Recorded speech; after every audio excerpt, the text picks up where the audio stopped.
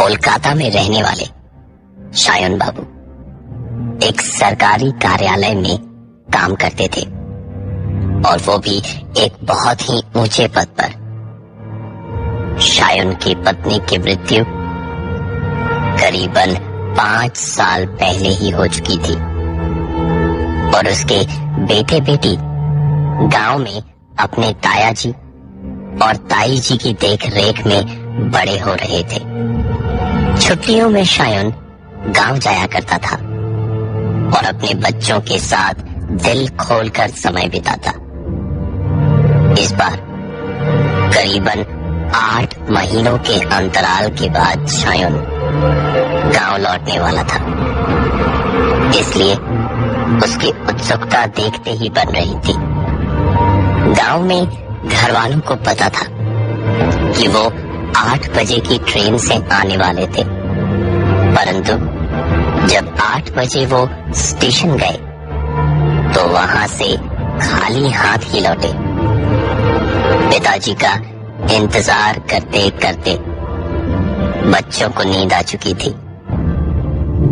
शायन को दरअसल वही ट्रेन पकड़नी थी जो उसके गांव रात 8 बजे पहुंचती थी, परंतु किसी कारणवश उसे देर हो गई और उसने दूसरी ट्रेन पकड़ी जो रात के 11 बजे उसके गांव पहुंचती थी। ताया जी के बड़े बेटे ने चाचा जी के ठहरने का इंतजाम अपने कमरे में कर रखा था और बेसब्री से चाचा जी का इंतजार कर रहा था। रात करीबन 11 बजे सर्दी की उस ठंडी कड़कड़ाती रात में वो चादर लपेटे रेलवे स्टेशन पहुंचा चाचा जी को लेने, अर्थात शायन को लेने। चाचा भतीजे का प्यार देखते ही बन रहा था। चाचा जी को प्रणाम कर उसने सारा सामान अपने हाथ में लिया और उनसे बात करते हुए घर की ओर बढ़ने लगा। करीबन 15 मिनट के सफर के बाद शायन अपने घर में था, जिससे उसकी बहुत सारी यादें जुड़ी थी। शादी के बाद शायन ने ये घर अपनी पत्नी के साथ मिलकर ठीक अपने सपनों के घर की तरह सजाया था। 5 सालों से वो कमरा बंद पड़ा था जहां शायन अपनी पत्नी के साथ रहता था। उसकी पत्नी की मौत कैंसर से हुई थी और उसकी मृत्यु के बाद शायन ने उस कमरे को हमेशा हमेशा के लिए बंद कर दिया। कभी किसी ने इस बात का जिक्र ना तो शायन से करा और ना ही अपने इस फैसले को विस्तार से समझाने की जरूरत समझी शायन ने। घर के बैठक खाने में बैठकर बातें करते हुए रात काफी हो गई थी।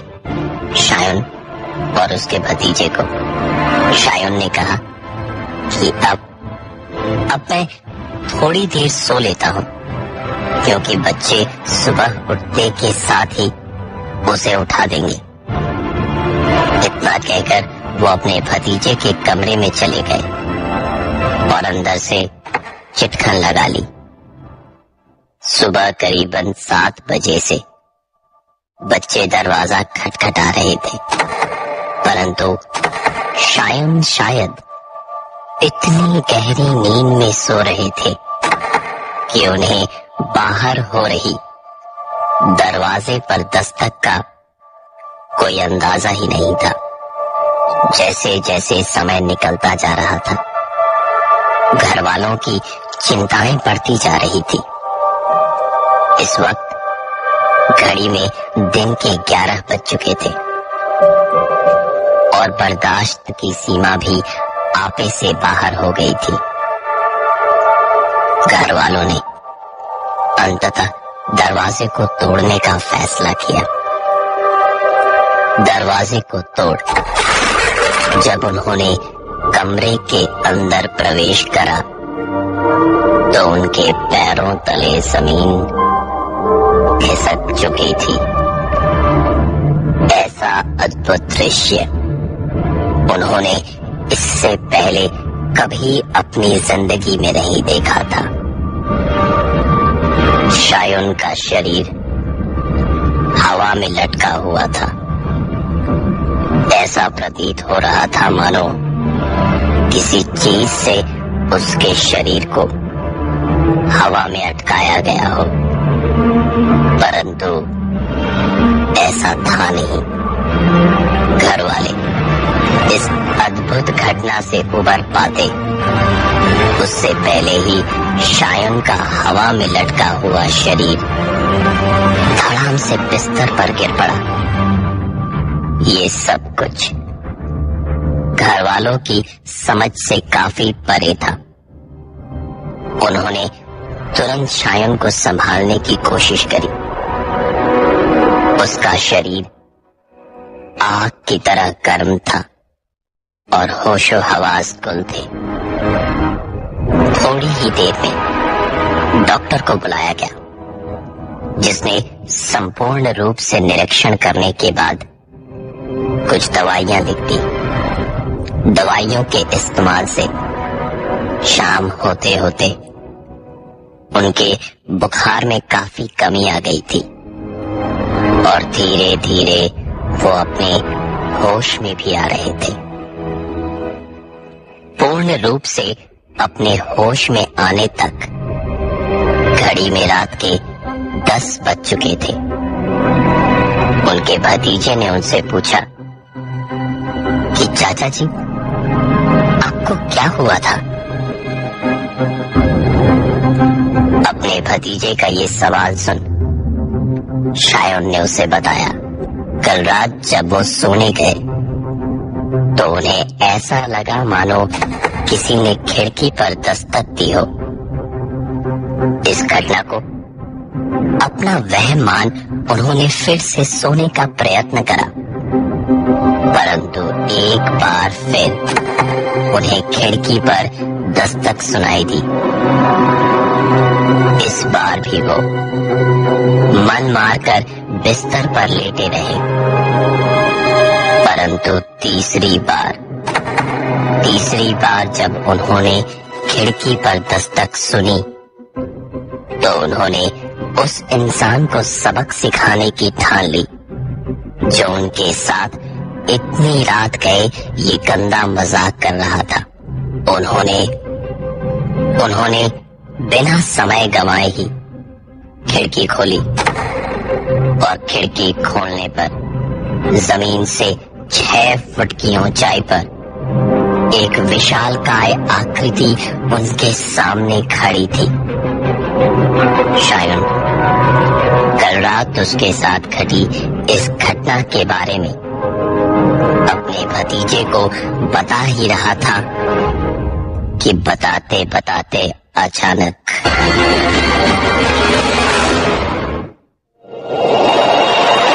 कहानी का अगला भाग ब्रेक के उस पार सुनते रहिए मेरे यानी प्रवीण के साथ यू टर्न शो में मानो या ना मानो 93.5 रेड एफएम।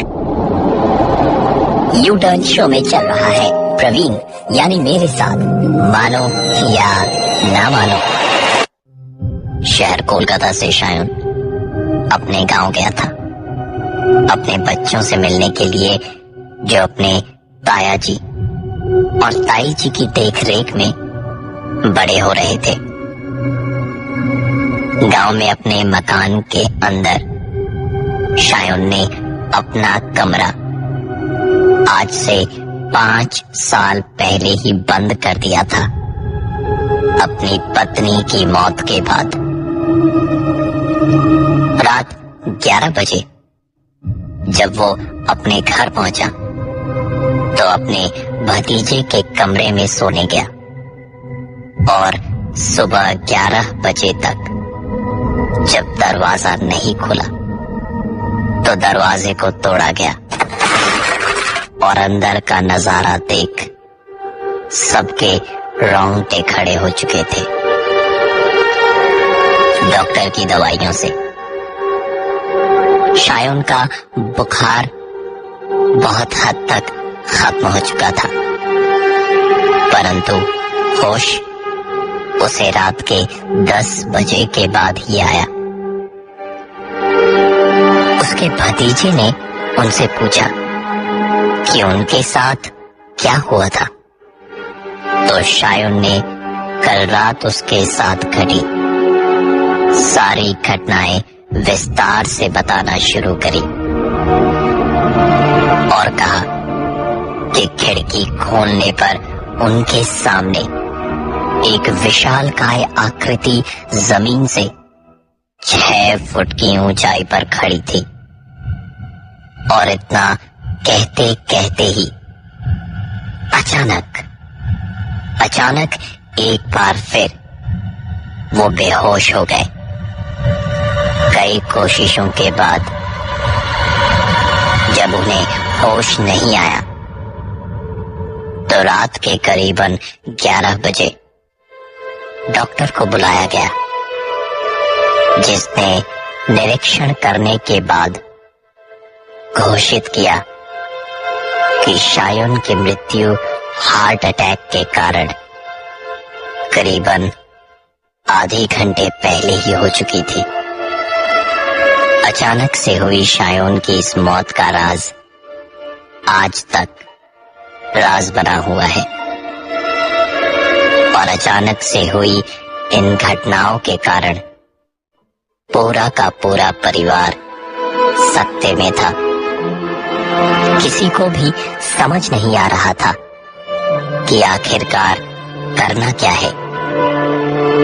सुबह तक सबने इंतजार करने की सोची, क्योंकि इतनी रात गए अंतिम संस्कार की तैयारी करना बहुत मुश्किल वाला काम था। रात करीबन 2 बजे सब अपने अपने कमरे में चले गए और शायोन का भतीजा पलाश बैठक में अपने चाचा की याद में आंसू बहाए जा रहा था। चारों तरफ एक अजीब सी शांति थी, पर पलाश के मन में दुखों का पहाड़ उमड़ रहा था। सोने का बहुत प्रयास करने पर भी उसकी आंखें नहीं लग रही थी और तभी अचानक उसे खिड़की पर एक दस्तक सुनाई दी। पलाश ने पहले तो इसे अपना वहम माना, परंतु जब वो आवाज दोबारा आई तो वो उठकर खिड़की के सामने गया और खिड़की खोलने के लिए अपने हाथ आगे किए। रात के इस पहर में उस बैठक में पलाश के अलावा और कोई भी मौजूद नहीं था।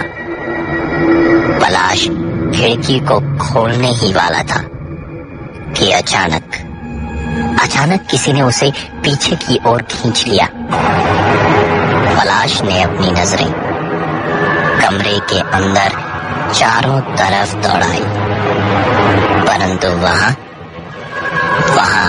कोई भी मौजूद नहीं था।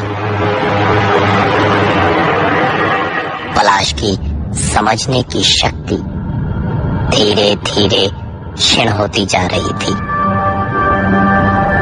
तभी उसे याद आया कि कुछ ऐसी ही घटना उसके चाचा जी के साथ हुई थी, जिसके बाद उनकी मृत्यु हो गई।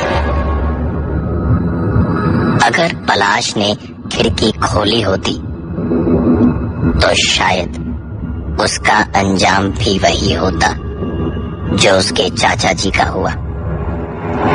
उसे यकीन हो चला था कि हो न हो आज उसके बढ़ते हुए हाथों और कदमों को पीछे की ओर खींचकर उसके मृत चाचा जी की आत्मा ने ही उसके प्राणों की रक्षा करी है। सारी रात इन सब बातों के बारे में सोचते सोचते कब सुबह हुई पता ही नहीं चला। अंतिम संस्कार की सारी तैयारियां पूरी हो चुकी थी। हिंदू धर्म के नियमों के अनुसार सारी प्रक्रियाएं संपन्न हुई और शायून का शरीर एक बार फिर मिट्टी में मिल गया, परंतु आत्मा वो नहीं मरी, क्योंकि आत्मा अजर है, अमर है, जो न तो कभी नष्ट होती है और न कभी मरती है। शायून की मृत्यु को अभी 24 घंटे भी नहीं हुए थे कि घर में अजीबोगरीब घटनाएं शुरू हो गई, परंतु उन घटनाओं से किसी को भी कोई नुकसान नहीं पहुंचा। पलाश की माने तो उसके चाचा जी घर वालों को बस इस चीज का एहसास दिलाने की कोशिश कर रहे थे कि वो अभी भी उनके आस पास हैं और कहीं गए नहीं हैं। उस रात पलाश सोते सोते अचानक ही उठ गया। उसका पूरा शरीर पसीने से तरबतर हो रखा था। शायद उसने कोई सपना देखा था। उस रात सपने में कोई और नहीं बल्कि उसके चाचा जी ही आए थे, जिन्होंने पलाश से कहा कि जो कमरा 5 सालों से बंद पड़ा था, अब वक्त आ गया है उसे खोलने का। उन्होंने उससे ये भी कहा कि इस चीज का ध्यान रखना कि घर का कोई भी सदस्य शाम के बाद उस कमरे के अंदर प्रवेश न करे और तुम हर दिन उस कमरे के अंदर लगी चादर को ठीक करोगे और साथ ही पानी का एक गिलास बगल की टेबल पर रखोगे। अगले ही दिन शायून के भतीजे पलाश ने अपने घर वालों के लाख मना करने के बावजूद वो सब करा जो शायून ने पलाश के सपने में उससे कहा था। शाम ढलने से पहले उसने बिस्तर बना दिया और टेबल के ऊपर पानी का गिलास भी रख दिया। गलती से भी कोई उस कमरे के अंदर प्रवेश ना करे, इसलिए पलाश ने बाहर से एक ताला भी लगा दिया। ये रात कटनी पलाश के लिए काफी मुश्किल थी, क्योंकि वो यही जानने के लिए उत्सुक था कि अगली सुबह जब वो उस कमरे का दरवाजा खोलेगा तो उसे क्या देखने को मिलेगा। रात का पहर पार हो, अब सुबह के 6 बज चुके थे। पलाश ने कमरे का दरवाजा खोला और आश्चर्य से उसकी आंखें फटी की फटी रह गईं। पलंग पर लगा बिस्तर कुछ यूं मुड़ा हुआ था जगह जगह से, मानो जैसे किसी ने उस पलंग पर सोकर रात गुजारी हो। और आश्चर्यजनक रूप से पानी का ग्लास आधा से ज्यादा खाली था। हर दिन सुबह कमरा खोलने पर कुछ न कुछ अद्भुत वहां जरूर देखने को मिलता। कभी मेज पर किताब खुली पड़ी रहती, मानो जैसे कल रात कोई वहां किताब पढ़ रहा था। कमरे के अंदर रखी चप्पलें कभी बाथरूम के दरवाजे के पास तो कभी पलंग के पास मिलती। अलमारी का दरवाजा खुला मिलता तो कभी खिड़कियां खुली मिलती। दरवाजा बंद होने के बाद उस कमरे में क्या, कब और कैसे होता, ये आज तक एक रहस्य बना हुआ है। परंतु इतना जरूर था कि शाम ढलने के बाद वहां कोई जरूर आता था और एक ऐसा जीवन जी रहा था जिसकी कल्पना हम अपनी कल्पनाओं में भी नहीं कर सकते।